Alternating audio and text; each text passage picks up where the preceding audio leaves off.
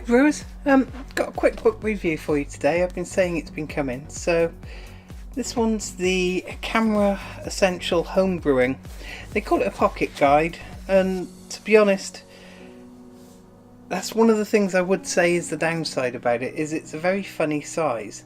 It's too big to fit in anyone's pocket, but it's much smaller than normal books. Other than that, the content on it is really nice. It doesn't matter whether you're a new brewer, just learning.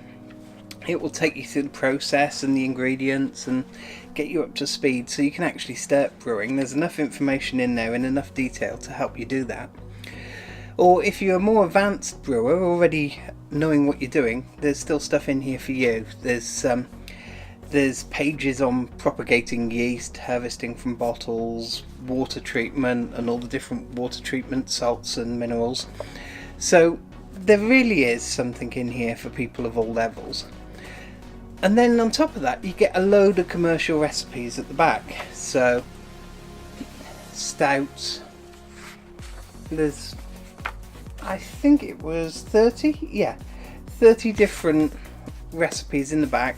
Nearly all of them commercial from different craft breweries. So if you want to brew your own copy of Verdant's pulp, that's in here.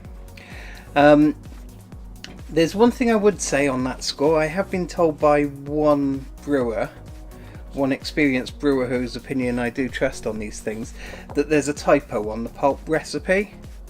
He hasn't said exactly what it is, but apparently if you put the recipe into Beersmith, the figures don't add up and it's quite obvious what's wrong, he said. I haven't double checked that yet, but I'm guessing either the gravity's out from the malt bill or the hop additions have got a typo in.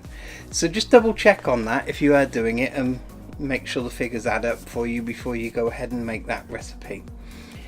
So like I say, it's a good book, the content's great. There are just a couple of things that I think could be better. A few people have mentioned the font size inside the book and that they found it quite hard to read. This is something that could have easily been improved if they had just made it a full-size book. It's already full width, just about that much shorter than the normal book. So if they had just added that little bit more on, then they could have increased the font size and made it easier for other people to read. Having said that, I compared it to a recent copy of Zymogy and it was exactly the same font size as in a magazine. So I don't think it is exceptionally small by any means. And the cover price on this little book is $11.99. Now, to be honest, for a book that is 200 odd pages, 202 pages without the index, and they're half-size pages at that, it's quite expensive. Is it worth that price? That's up to you to decide if it's worth it for you. I will say though that at least one person shared a link for it somewhere yesterday on Facebook where it was $7.95. So it's already available out there with discounts on it, and £8 to £9 is a much more realistic price for a book of this size. Having said that, the quality's good, the content's good, and it's quite happily going to live on my brewing shelf with the others, and I'm going to be referencing back to it mainly for the recipes, but like I say, especially if you're a newer brewer, you'll find it good as a reference book to get you brewing as well.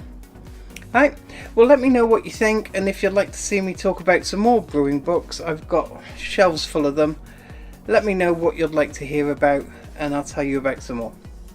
CAMRA's Essential Home Brewing, good book, look out for it at a discount if you can. Cheers!